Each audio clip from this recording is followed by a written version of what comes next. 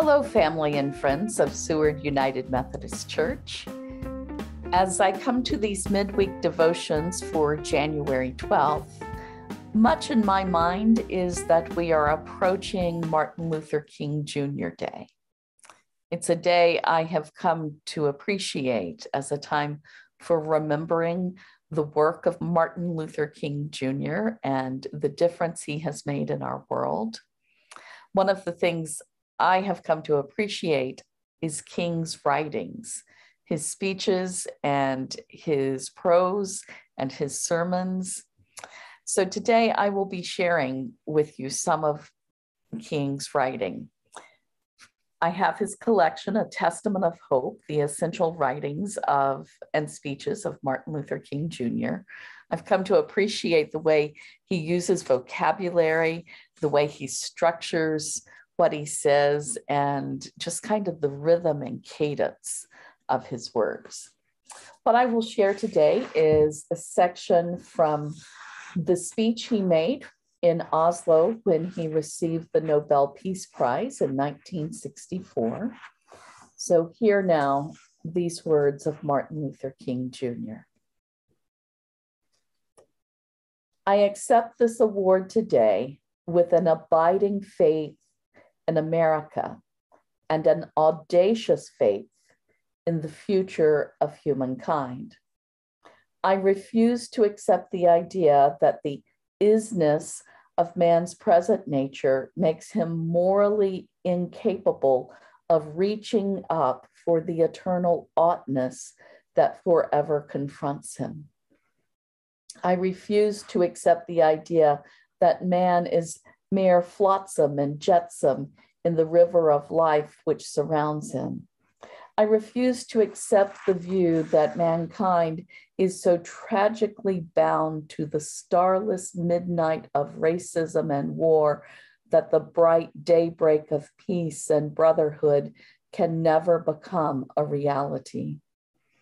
I refuse to accept the cynical notion that nation after nation must spiral down in a militaristic stairway into the hell of thermonuclear destruction.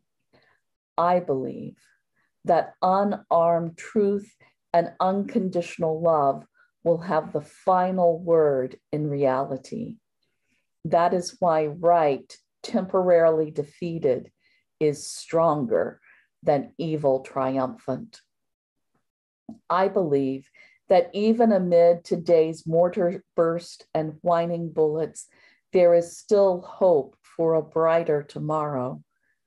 I believe that wounded justice lying prostrate on the blood-flowing streets of our nations can be lifted from this dust of shame to reign supreme among the children of men. I have the audacity to believe that peoples everywhere can have 3 meals a day for their bodies, education and culture for their minds, and dignity, equality, and freedom for their spirits.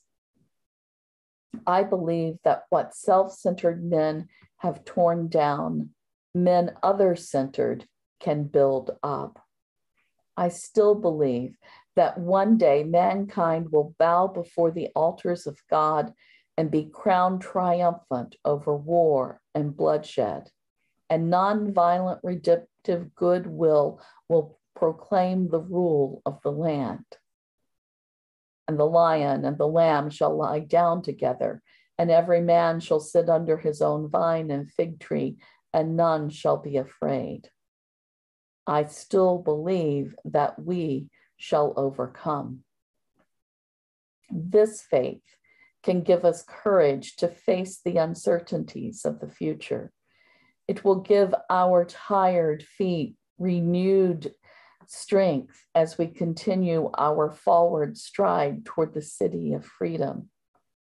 When our days become dreary with low hovering clouds and our nights become darker than 1,000 midnights, we will know that we are living in the creative turmoil of a genuine civilization struggling to be born.